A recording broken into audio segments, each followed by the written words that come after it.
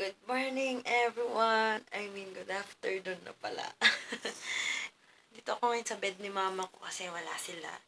Nagbakasyon sila sa Ilocos. Mag-isa ko lang ngayon dito sa bahay. Tapos kagabi, today is December 26. Tapos kagabi, 25, nag-duty ako. So, naiwan ako dito sa Pangasinan kasi 24 ng morning, I had my duty. Tapos 25 ng gabi, meron ulit akong duty. So, nagstay na lang ako dito. So, hopefully hindi ako mag-duty ngayong gabi. Depende pa sa patient count kung on call ako. At sana walang mga anak dahil gusto kong magpahinga. Antok pa ako. Tas guys, ang dami kong dark spots talaga ulit. Nag-stop kasi akong maglagay ng toner ko na yung sa HBC, yun yung ginagamit ko na toner ko, diba? Yung sa favorites video ko. Nag-stop ako ng parang 1 month lang kasi ang ginamit ko yung pants na pang na toner siya na lightener ng skin, tapos nag-ano ng pores. Tapos nag-break out ako, sobrang dami. Guys, tapos sunod-sunod pa yung halos night shift ako ng 2 weeks. Tapos malapit na din ako magkaroon. Kaya ayun, sobrang dami talaga. Yung mukha ko, mukhang stress. Ang itim na. Ang itim ng mata ko kasi hindi ako nakatulog sa shift ko. Mukha talaga ako. Ala. Tapos ayan yung mga dark spots ko. Ayan. Tapos ayan. Kape ng ano niyan. Tapos ang dami ng redness dito. Parang nagsha-shadow lang siya dito eh. So, ayan no, sobrang dami talaga. So, problema ako, sabi ng OB namin. Every time na nakikita niya ako, tinatanong niya kung ginagamit ko na daw ba yung pills na nireseta niya sa akin kasi hindi nag-clear yung skin ko. Sabi ko, next time. So, hindi ko alam kung kailan ko siya start na i-take. Pero, tingnan ko pa kasi maganda daw yun. Lalo na nagkakaroon ako ng dysmenorrhea. Ilamis lang muna ako, guys. Nakaka-stress na tong room ko talaga. Ang gulo-gulo niya kasi mag-isa ako dito sa bahay. Lagi kong in a rush. Tapos yun, gulo. Das dalawa pa yung bed dito. So, yan. Gilamis lang ako. Ang ginagamit ko na pang wash ko ngayon yung Kojisan na Kojik. Hantok pa ako. Sobra. Ang hirap maging nurse. Kahit gusto mong matulog, diba? Kasi lahat naman tayo puyat nung Christmas Eve. Pero, we don't have a choice. Kailangan namin magtrabaho para sa ikauunlad ng Pinas. Kasi yun, ang dami naming cases ng vehicular accident. Tapos, buti na lang yung ROD namin. Yung orto namin. So, ang dami nakasemento. Tapos, dun kasi ako sa mga private rooms, deluxe suite rooms, gano'n. Naka-duty. So, andun. Tapos, puro mababa ang pain tolerance. So, anong magagawa ko? Wala ka talagang matutulog. Parang every 30 minutes, ayan, ang sakit-sakit, ang sakit. Wala tayong magagawa eh. Naglasing po kayong nag-drive. Lasing po kayo eh, ng Pasko. Yan ang pamasko nyo sa sarili nyo eh. Ayan, di ba? Ala guys, may active ang pimple dyan. Etong mga to eh. Feeling ko mamayang gabi magkakaroon na ako. Ayan na naman yung mga motor na yan na sobrang ingay. Wait lang. Hey guys! So, kakatapos ko lang mag-film ng one video which is what I got for Christmas. Nabubulol talaga ako guys. I don't know what's happening with my tongue. So, yeah, so I need to film another video because I will be going home to Ilocos. So, para naman may ma-upload ko, schedule ko na lang. So, yeah. I'll see you again later. Bye! Good morning, guys! So, kagagaling ko lang sa duty ko. Night shift na naman ako kagabi. Noon ko lang ako kasi ang daming pasyente. nagsidatingan na sila after ng Christmas.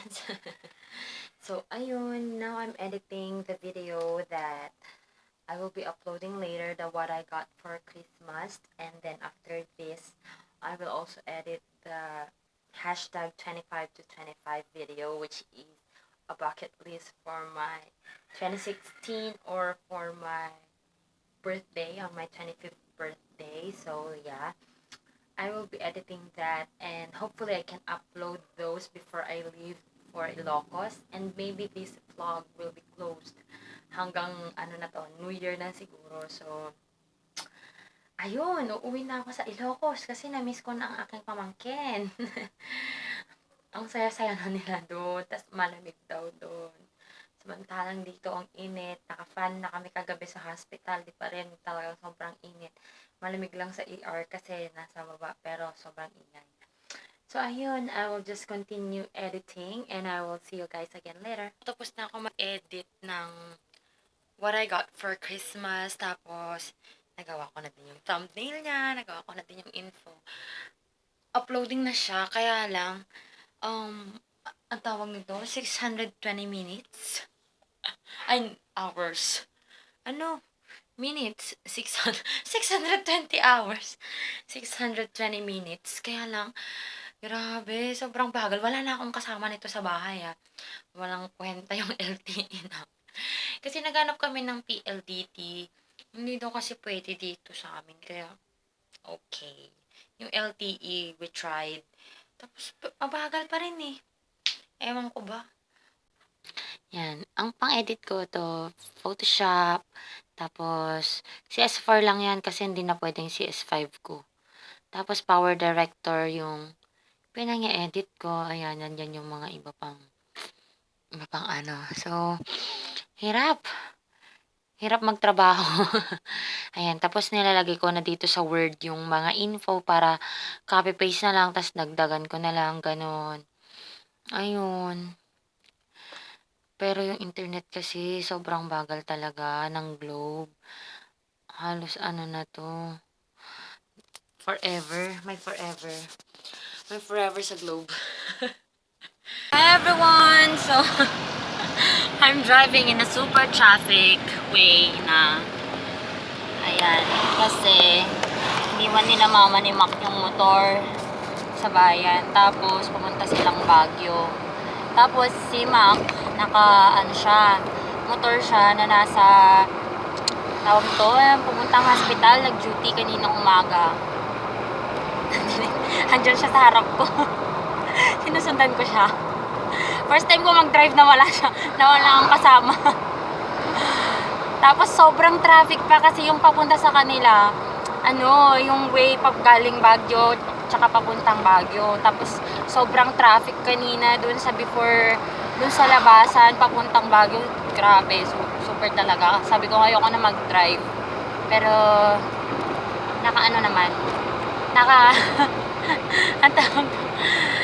naka-survive. I will survive. Yay! Hey everyone! I'm back! And we are here in Ilocos already. Tapos dito ako mag-New Year. So, right now, it's already December 29. 29, yeah. Kahapon, hindi ako nakapag-vlog kasi alas 2 ng madaling araw, nakita kami ng bus, and unfortunately, 2 hours na kami sa highway, wala pa rin akong masakyan.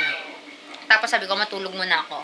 Tapos the next pagka-morning niya, mga 11, pumunta na kami mismo dun sa may bus stop para makasakay na kami. So, I was expecting na 4 hours, maybe 5 hours maximum sana yung biyahe namin. Pero, ang nangyari, naging 7 hours. Kasi yung biyahe sana na 1 hour lang, naging 2 hours, gano'n. Sobrang traffic, sobrang daming sasakyan. Nakarating kami dito, alas 7 na, mag-8 na ng gabi. So, ayun, kanina, nag-pack na ako ng mga, although nakapag-pack na ako sa bahay ng mga gifts, ngayon, kanina, nagdagdag lang kami ng mga, yung mga wala pa. Tapos, pumunta ako kanina sa may mall dyan, sa, Narvacan Mall. Yan, tapos may, pala sila, Lucky J99 store. Tapos, sobrang Later. Magpa-vlog pa ako. I'm busy artist. Tapos pumunta kami doon sa Lucky 99 store after namin sa Magic Department Store. Yun, sobrang mura ng mga ano nila, ng mga damit nila. Tapos may nakita ko na, diba? Floral na blue. Ang lakas maka-floral. Ayan. Ano ko na lang to sa vlog ko. Tapos ito yung black, para basic lang. Tapos may zipper siya sa likod. Tapos ito yung lightweight na pants na parang pang beach. Ayan. Sobrang mura lang. Parang 100 plus lang lahat to. Oo. Tapos ito, shirt ulit. Ayan. So, I will just include that in my vlog when I get back to Pangasinan kasi meron pa akong isang video na nakalagay na dapat kong i-upload after. So, yun yung pang 2016 ko. First upload ko ng 2016. So, andyan na yung mga bata kaya sobrang ingay dito. Sobrang ingay. Ang dami na nila kasi pinatawag ko na yung mga bibigyan ko ng mga gift nila. And, yeah! I'll see you again later. Bye! Si Bebe Kels. Bebe Kels! Say hi, Bebe! Ooh! Feel na feel ang lamig.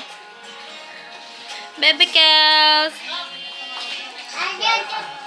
Oh, madaming ate. Daming ate, no? Sana yung gift? Sana yung gift? Get mo na yung gift. Saan yung mga gift? Wow! Andiyan po yung gift po. Kamo. Oh, ikaw magbibigay ng gift? Say hi. Say hi ka sa YouTube. Say hi. Hi, kamo. Say hi, bebe. Bebe. Snub. Snabera. Say hi. Hi. Oh. Say hi, say hi. Hi! Ayan o, camera. Hi! Hi, hi. 1, 2. Yay! Yay! Jump! Yay! Sack. I mean, it's a gray with the pocket here with a zipper here and